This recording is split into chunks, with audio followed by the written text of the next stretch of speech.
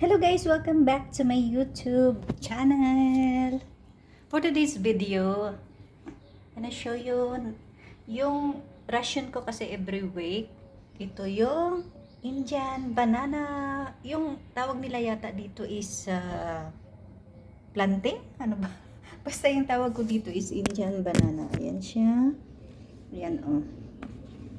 Kasi every week nag-order ako yan. Indian banana. Meron ako dito, may balinghoy din. Ayan siya. Oh.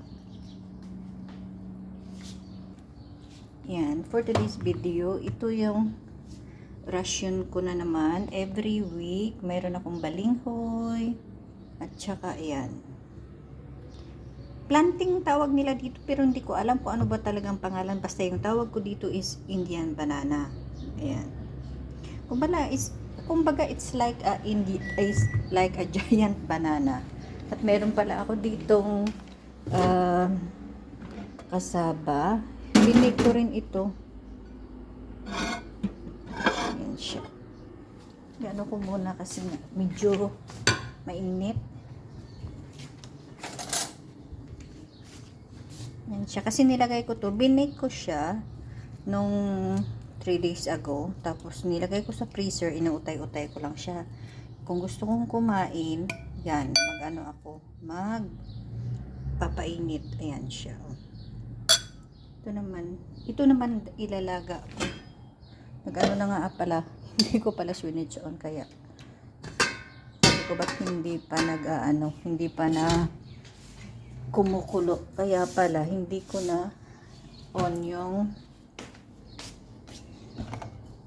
steamer ko. Mayroon talaga akong steamer. Pag nagluluto kasi ako ng itong balinghoy, hindi ko siya in-boil. Ini-steam ko lang siya.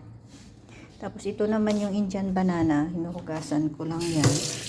Hugasan ko lang. Ikat ko siya ng tag-2. Yan. Ikat ko lang siya dito. Masarap to gawing turon din. Yan, oh. Lagay ko siya dito. Tapos, takpan. Ayan na. Sarap din. Ito naman yung balinghoy. Sana, okay. Kasi parang nakikita ko dito sa dulo. Parang na siya. Sana okay. Kasi, pero kung naman siya, kung hindi naman okay, ko na lang. Ipipicturan ko na naman at papalitan nila. Ayan siya. Tapos ito. Inom pala ako ng tea.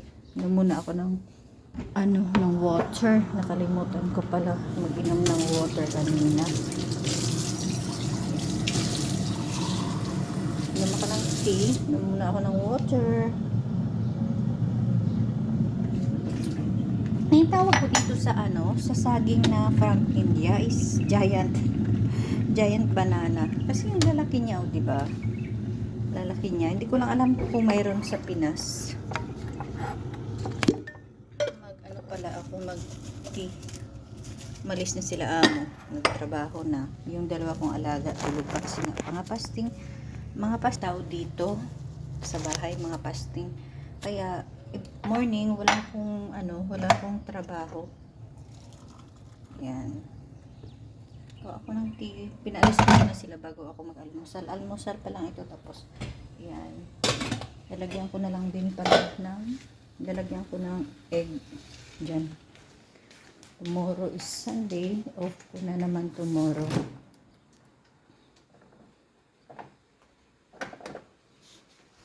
Marami kami yung itlog.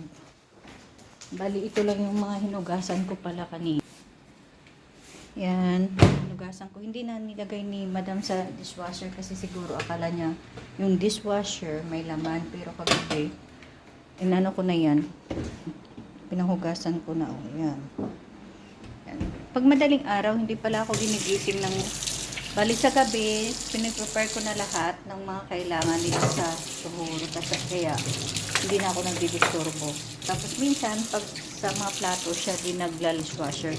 Siguro, ang akala niya, kanina may laman yung dishwasher. Kaya, yung mga hugasin, hindi naligpit. Yan siya. I hope na yung balinghoy, Kain tayo. I hope yung balinghoy maging ano siya okay, hindi yung kwan. Hindi kasi minsan 'di ba ang aking kasaba cake, masarap siya. Iinit ko lang. Kain po tayo. Aking tea.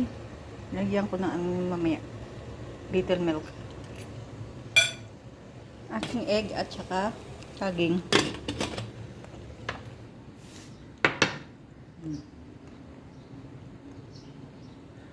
Hugasin. Bukas. Walking na naman ako bukas. Kasi wala namang kwan. Kailangan mag-walk. Yan. Ganito katahimik pag Ramadan dito sa bahay. Walang utos. Ay, akala ko ito kahapon yung ano. Para pala to sa bisita mamaya.